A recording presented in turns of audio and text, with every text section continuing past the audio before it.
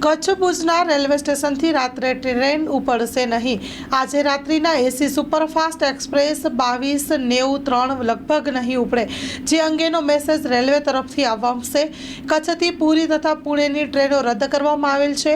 રાત્રે કચ્છ એક્સપ્રેસ તથા સયાજીનગરી એક્સપ્રેસ પણ ઉપડશે કે નહીં તે નક્કી નથી। પરિસ્થિતિ હજી સારી નથી। સોમવારે ઉપડેલી સયાજીનગરી એક્સપ્રેસ તથા કચ્છ એક્સપ્રેસ સવારે ભુજ પહોંચી છે। 36 કલાક બાદ ટ્રેન ભુજ પહોંચી છે।